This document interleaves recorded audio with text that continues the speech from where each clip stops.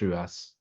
We are experiencing God, so God isn't aware of the fractures. God is simply aware that his son is dreaming. So God is not aware of you and I as individuals in his son's dreaming mind. He's aware his son is dreaming an unhappy dream, a dream of exile. He wants his son to return. Now remember, the dreamer, the son of God, is dreaming in God.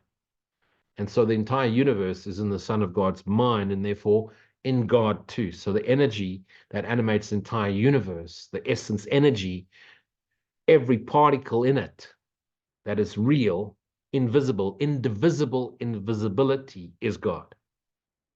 And so we are experiencing God through ourselves, through our fractured selves. The dreamer is remembering himself and experiencing God through his fractures.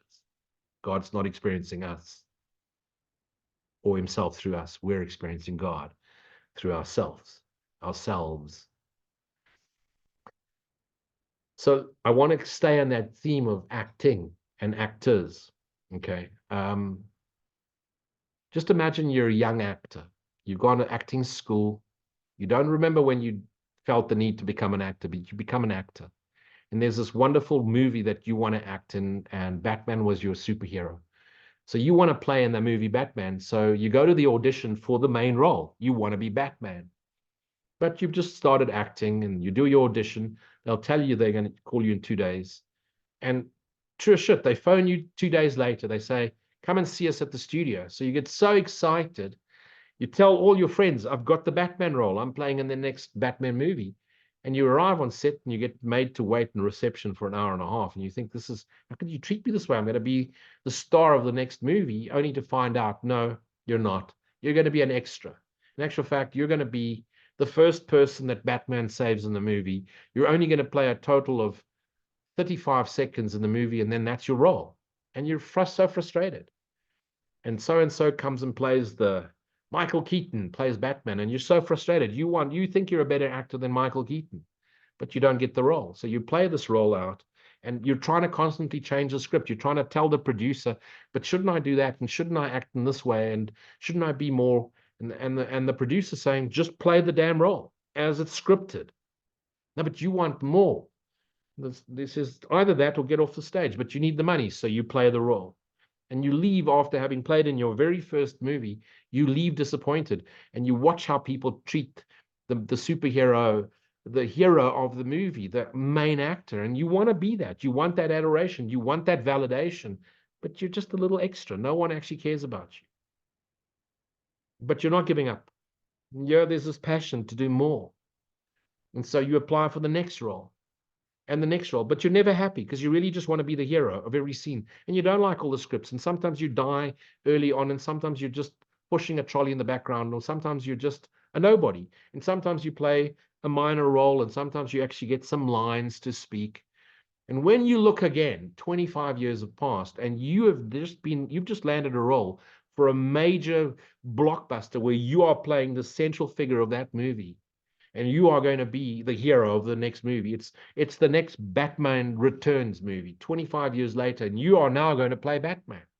And you're so excited, but you're still so pissed off because you've never let go of that idea that you weren't good enough when you played your first role. The producers didn't treat you well. The main character, Michael Keaton, was rude to you because he was busy and you wanted to talk to him and he didn't have time, and you feel rejected and dejected and unloved and unvalidated. And even though you're now a super famous actor, you're still miserable. And there you are playing the role of Batman, and someone says action, and you're playing, and it's Batman in his cave, and he's all down and solemn, and you rip the Batman helmet off. And as you rip that Batman helmet off, you accidentally rip off your face of innocence, your mask of innocence. And as you look in the mirror, you see a whole new face. And you catch yourself and you become aware of yourself. And you realize how you've played out your whole life, desperately trying to play and change the script that you willingly took as a job, as a script in your next incarnation.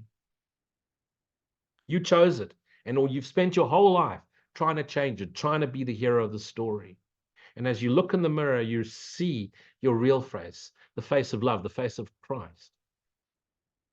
And in that moment, you get the recognition They're all wearing masks. And since you're the famous actor, you said, take down the masks. And people say, no, I can't. You're our hero. We built a temple. We've written books about you. We've created a church about you. We heal people in your name.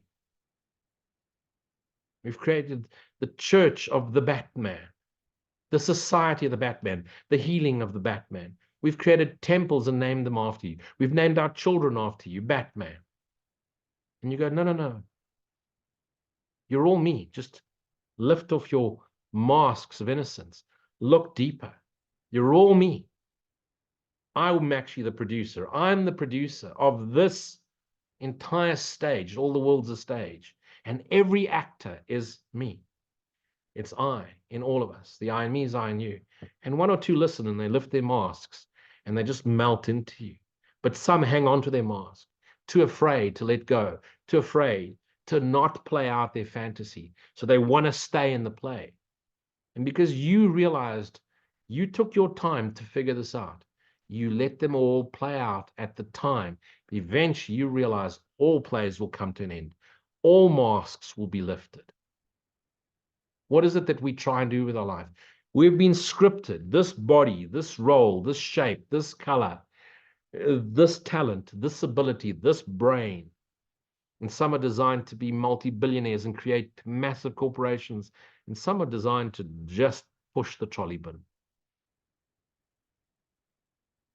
But you're not okay with your caste system. You're not okay. You want to rise. You want to prove to others you're better than this. You want more. You want a bigger house, more fame, more notoriety, more money, more abundance, more, better relationships. You may have the most perfect spouse, a loving person, a loving wife who really loves you. But no, you want Christy Brinkley and Michelle Pfeiffer. Yeah, the Covent Garden variety girl is just not good enough for you. You need her to be a superstar. And so you're never happy.